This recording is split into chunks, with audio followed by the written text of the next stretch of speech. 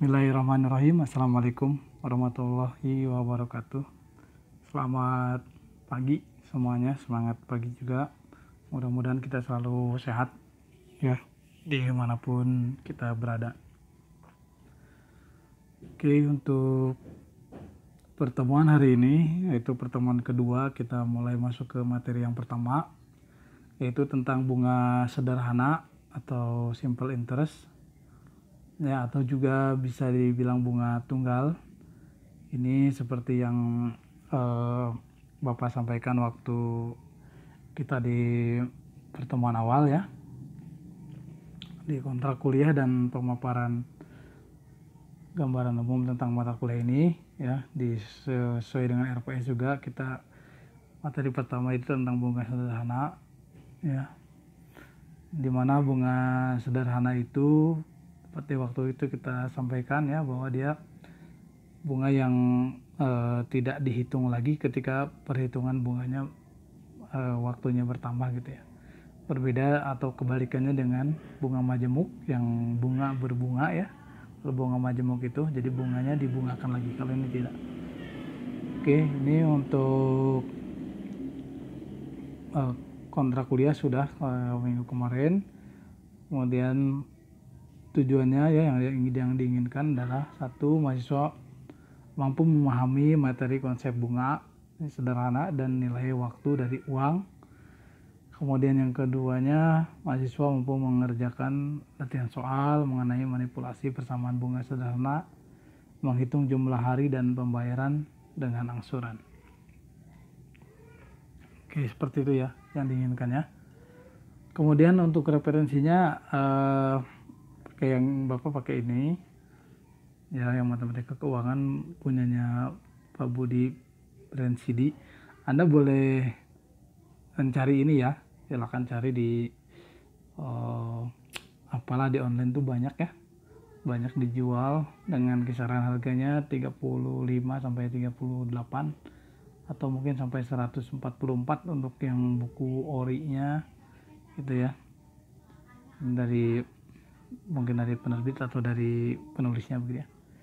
Nah, silakan aja Anda miliki. Untuk minggu depan saya harapkan sudah memiliki bukunya ya. Di buku ini gambarnya seperti ini, nanti bukunya seperti ini, jadi nanti ada Excel begini ya di sampulnya. Ini edisi yang keempat buku ini. Oke, seperti itu ya untuk referensinya. Selanjutnya kita lihat konsep-konsep tentang uang dan dihubungkan dengan waktu ya.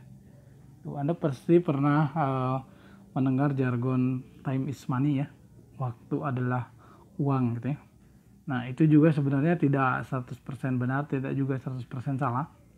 Namun kalau itu dikaitkan dengan pembahasan kita kali ini, itu ya termasuk benar gitu ya.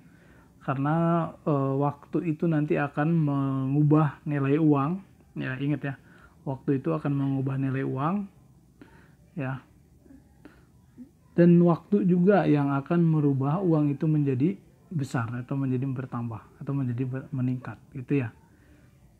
Tanpa waktu uang itu tetap aja nilainya segitu, tidak akan ada perubahan ya. Contohnya misalkan begini, Anda punya uang 1 juta hari ini, kemudian waktunya nggak bergerak gitu, nggak ada besok, nggak ada apa, ya udah uang itu ya segitu aja ya. Tapi kalau misalkan Anda punya 1 juta, kemudian Anda simpan di deposito atau di apa gitu ya, 1 juta hari ini, kalau diambil lagi hari ini ya tetap 1 juta. Tapi kalau kita ambil lagi 1 tahun ke depan atau misalkan 3 tahun ke depan, berarti itu kan waktu sudah berjalan ya sampai 3 tahun. Uang 1 juta itu 1 juta yang Anda simpan itu dengan deposito ya, catatannya ya, dengan deposito, saya yakin itu sudah bertambah gitu ya. Entah berapapun bertambahnya kan tergantung ya, karena tergantung bunganya gitu ya. Kalau misalkan bunganya 8%, ya tinggal dikali saja begitu ya, kali waktu kali pokoknya gitu.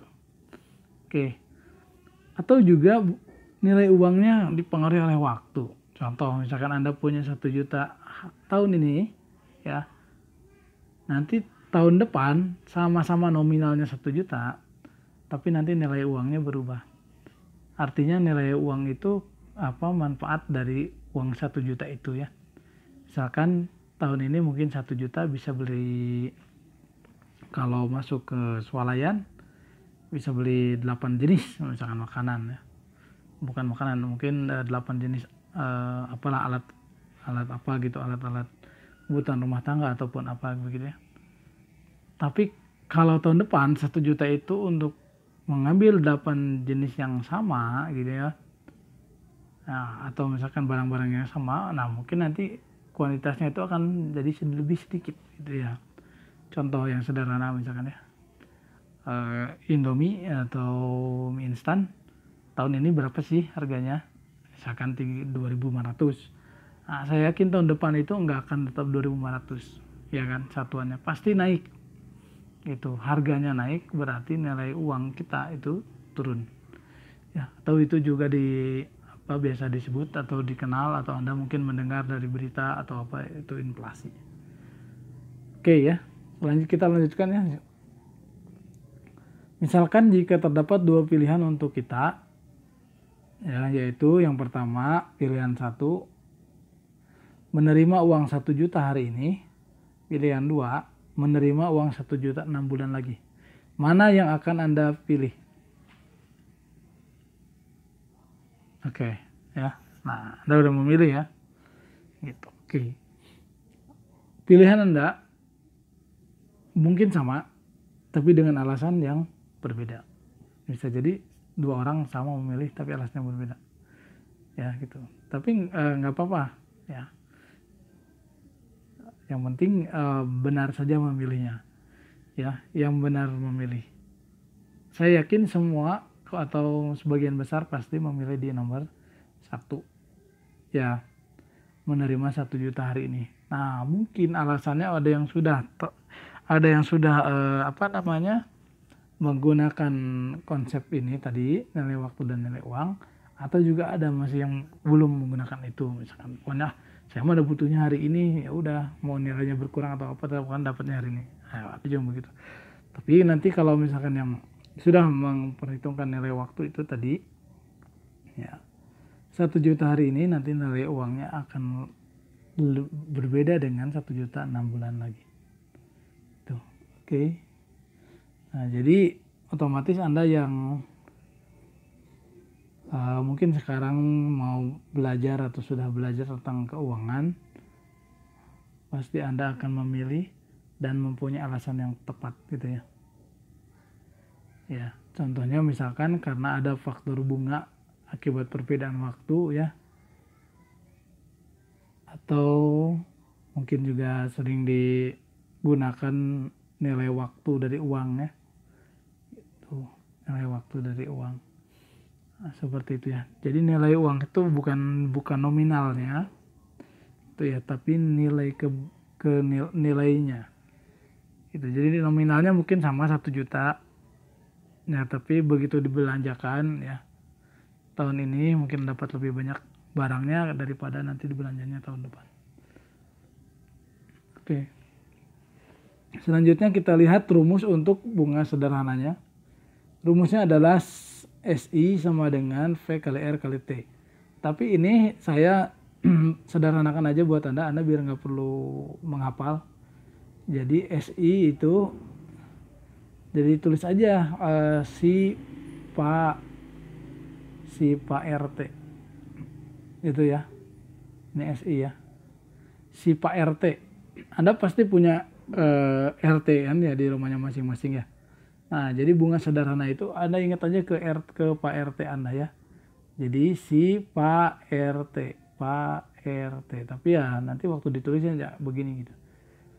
Jadi si Pak RT ya, ini biar mudah menghafalnya. Itu biar cepat ingatnya gitu ya. Jadi silakan Anda hafalkan dengan bahwa bunga sederhana itu adalah si Pak RT. C-nya adalah singkatan dari simple interest ya, yaitu bunga sederhana. Kemudian P-nya principal. Principal itu pokok, atau pokok itu kalau kita mungkin pinjamannya ya, total pinjamannya misalkan 10 juta. Nah, itu disebut dengan pokok. Atau tabungannya ya. Saya nabung 10 juta, berarti pokoknya adalah 10 juta. Oke, interest rate P titik A. Ya. P titik A itu maksudnya adalah per annual ya. Annual itu 1 tahun. Jadi PA itu maksudnya per tahun. Gitu ya. Nanti tingkat bunga per tahun. Dalam bentuk nanti persen. Ini nanti dalam bentuk persen ya. Kemudian T-nya adalah time. Time itu adalah waktu ya.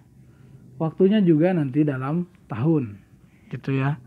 Jadi nanti kalau di bank itu sudah dinyatakan, Pak, Bapak nanti dapat bunganya itu, misalkan Anda menabung, bunganya itu misalkan 6% ya.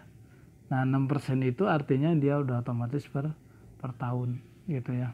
Jadi kita udah otomatis mikirnya kalau bunga 6% berarti dia per tahun. Kecuali ada keterangan di situ. Misalkan bunga dapatkan bunga 5% per 3 bulan atau 4% semi anual. Nah, kalau semi anual itu berarti nanti per 6 bulan ya. Tuh, kalau tidak ada keterangan berarti dia otomatis per tahun. Oke ya, ini. Ingat-ingat Pak RT Anda di rumah, si Pak RT. Selanjutnya bagaimana mencari metode nilai T dalam hari ya, waktu dalam hari. Nah, gitu ya. Nah, sekarang kita lihat contoh-contohnya. Yang pertama, misalkan untuk bunga tepat atau exact interest gitu ya. Kan bunga itu sebenarnya bisa dihitung harian ya gitu ya. Kalau mau lebih tepat lagi kan harian ya, lebih detail, lebih pas gitu per harinya berapa. Nih, biasanya bunga harian ini yang pakai orang-orang yang pinjamannya harian ada ya. Mungkin ada, masih ada di sekitar Anda. Yang mudah-mudahan masih nggak ada ya. Yang namanya bank clearing, rentenir apa gitulah, macam-macam sebutannya. Nah, itu harian. Jadi kalau bunganya ini diberikan harian, ketika Anda meminjam bunga harian, itu Anda akan lebih besar mengembalikannya atau bunganya itu akan lebih sangat besar. Gitu ya. Nah, jadi makanya kalau bisa diusahakan untuk tidak mengambil atau tidak menggunakan sistem bunga dengan harian ya. Termasuk untuk pinjaman online. Ya. Hati-hati pinjaman online juga Anda harus baca ya tingkat bunganya berapa, kemudian ketentuan pembungaannya, perhitungannya apakah harian atau apa. Contoh sederhana yang gampang harian tuh misalkan begini, Anda pinjam hari ini bayarnya 2 minggu lagi atau 10 hari lagi dengan bunga sekian-sekian. Nah, itu udah otomatis harian ya gitu, udah otomatis nanti itu hitungannya harian gitu. Jadi Anda setelah sedang mengontrak mata kuliah matematika keuangan ini ya, yang pertama harus ya tahu tentang konsep keuangan. Kemudian yang kedua juga dalam dunia praktek di lapangan gitu ya, dalam dunia nyatanya juga Anda jangan sampai ongkoh mah ngambil matematika keuangan tapi ternyata terlilit utang di misalkan pinjaman online.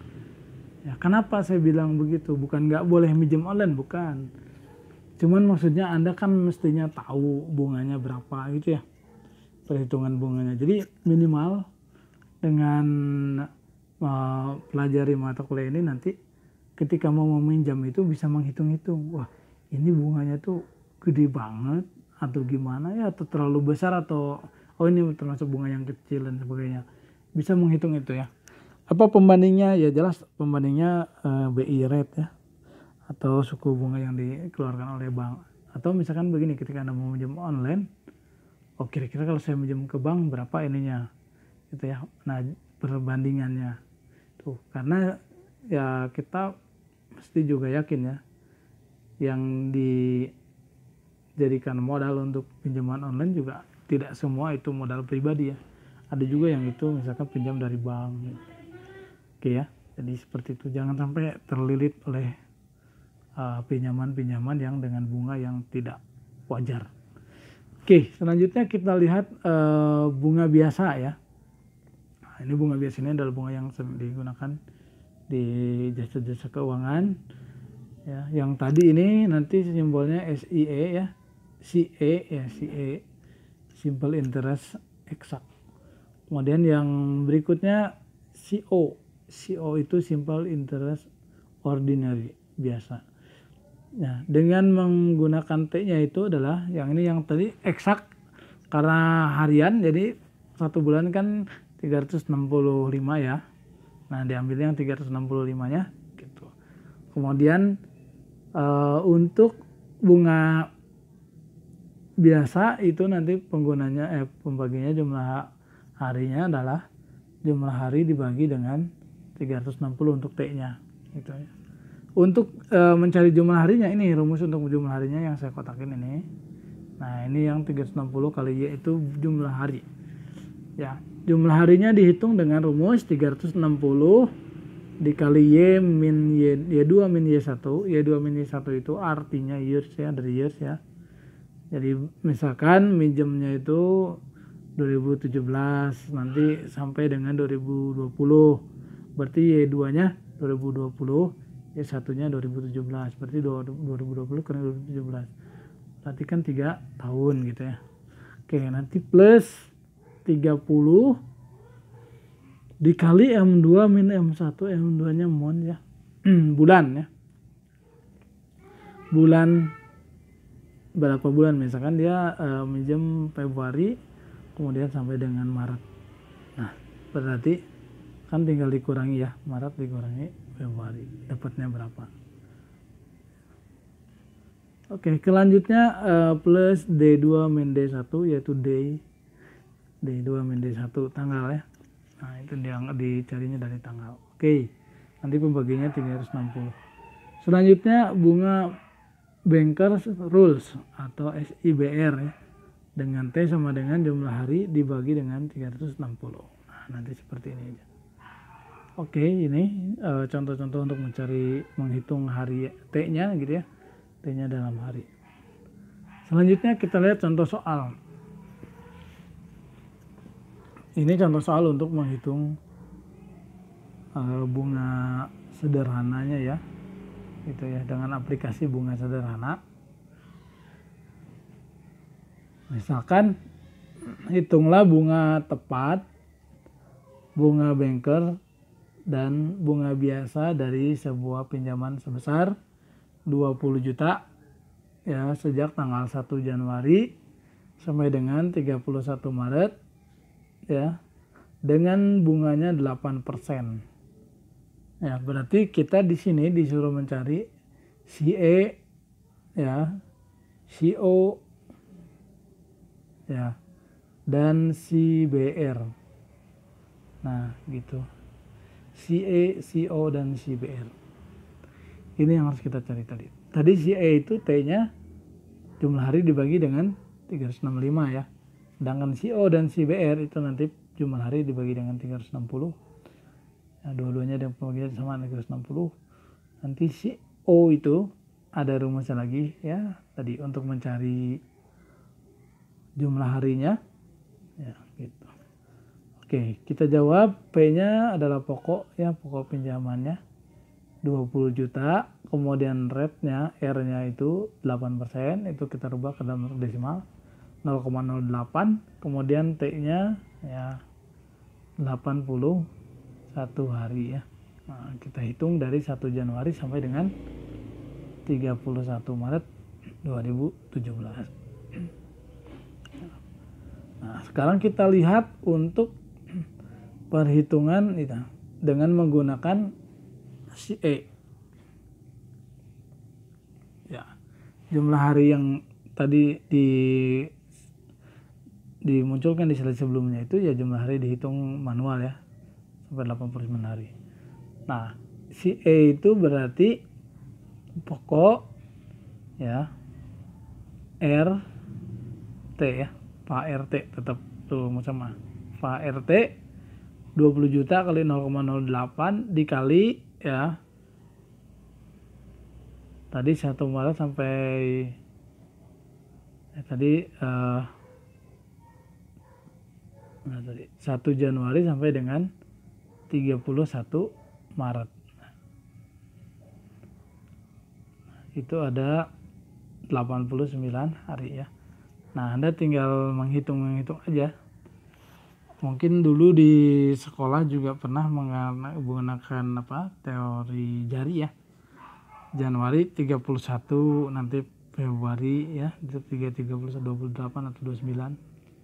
Kemudian nanti Maret ya, 31 lagi, April 30, Mei 31, Juni 30, Juli 31, begitu dan seterusnya. Dengan menggunakan kepalan tangan itu ya.